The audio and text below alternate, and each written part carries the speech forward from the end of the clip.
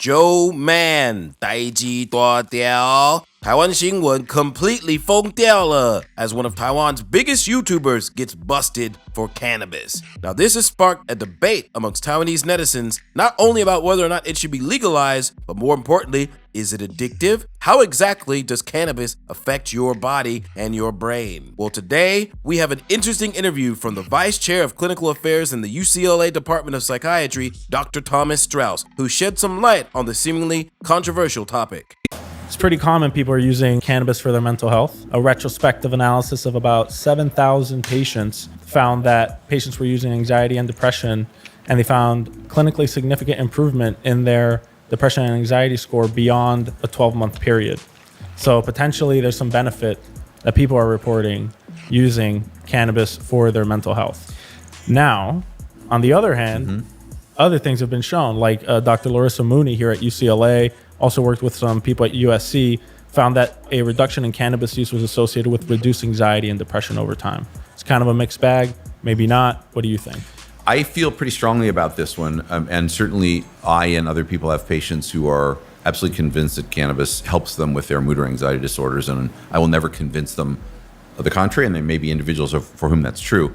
But the two largest meta-analyses that I'm aware of have shown really the same thing, which is that cannabis use is associated with a worse, not better course of the underlying mood or anxiety disorder, and that the magnitude of cannabis use corresponds with that trajectory, meaning the more you use, the more likely it is that you will do less well. The meta-analysis the doctor is referencing is from a 2020 study that was conducted by examining existing research papers found through searches on PubMed, a popular medical database. It focused on studies, reviews, and meta-analyses related to depression, bipolar disorder, and self-deletion. The evidence for each of these topics was assessed separately. The conclusion? The available evidence is somewhat limited due to the absence of well-controlled long-term studies and investigations involving individuals with both cannabis use and mood disorders. And to better understand this connection, they urgently need more comprehensive studies involving real people. So would there be a possibility that cannabis acutely, if you're having a panic attack, for example, that might work? If you're the kind of person who finds cannabis anxiolytic, yeah, it might work. It also might make your panic worse. You can get paranoia from it too. Yeah, but I guess in the long run, chronic cannabis abuse is related to anxiety, depression. Or even use, right? I mean, I'm not necessarily saying that the person has to have a disorder of use, just that, again, the best prospective studies that I'm aware of show that cannabis use is associated with a worse, not better course of the underlying mood or anxiety disorder. Right, and to get into the nuance of it, let's say someone's smoking cannabis, their anxiety is getting worse in between them dosing themselves with cannabis, right? Rather than the cannabis itself causing anxiety, potentially would it be the withdrawal of cannabis? Yes, we touched on this before we started. This idea of interdose withdrawal, where you feel worse because you need more cannabis, and of course we know that happens with prescription psychotropics, particularly drugs like alprazolam, Xanax, that has a very potent short effect, and then people start to feel bad as it wears off. And so what do they want to do? They want to take more Xanax. The concern there, of course, is that pharmacologic pattern is self-perpetuating and might mean you have to dose ever more frequently to avoid that icky feeling of withdrawing. Right. But I think the withdrawal from Xanax can be a lot more severe for sure than cannabis. A withdrawal from a benzodiazepine can actually kill you, just like alcohol.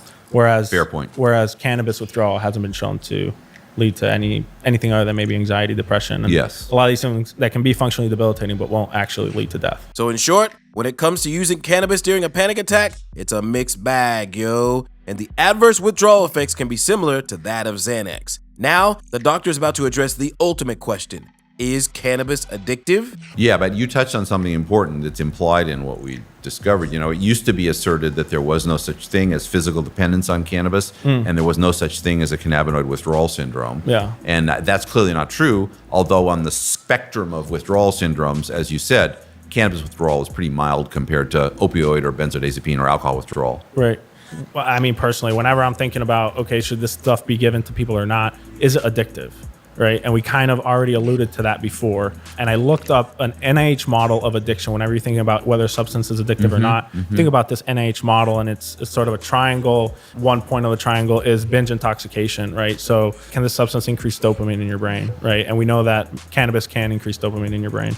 And then, the other point in that triangle is withdrawal, right? So is there withdrawal a negative effect, right? So when you're not on it, are you having symptoms? Are they generally negative? Actually, in preclinical models, this is noted as a decreased stimulant-induced dopamine release, right? So that means that if during that period of withdrawal, you go to stimulate dopamine release and that's decreased, that might be like an underlying neurophysiological evidence of a withdrawal effect, which I thought was pretty cool, which apparently, they found in cannabis use.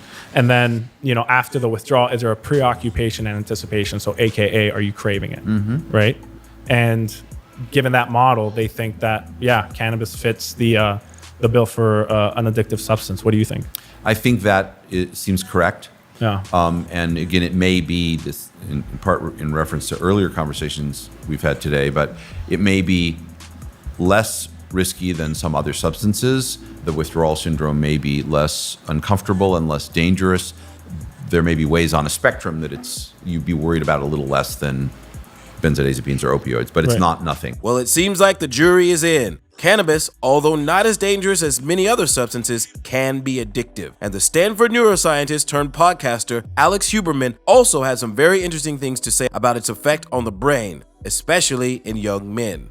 High THC concentration cannabis, of which now there is almost pure THC cannabis available, is dangerous for the following reason. And there I just pissed off some people. But first of all, it does have therapeutic applications for glaucoma, pain management, maybe even some mental health effects, ability to help certain people focus at low dose. But for, in particular, young males in their teens, early teens and 20s who take high THC containing cannabis, there is a much greater, like 4x increase in probability of psychotic episodes later that don't ever reverse. In fact, when I spoke to the leading researcher on this up in Canada, she told me that the probability that a lot of what we see as kind of street homelessness now, what people appear to be schizophrenic, was likely triggered by high-dose cannabis use. Now, I'm not trying to return us to the 1960s and talk about devil's and this kind of thing.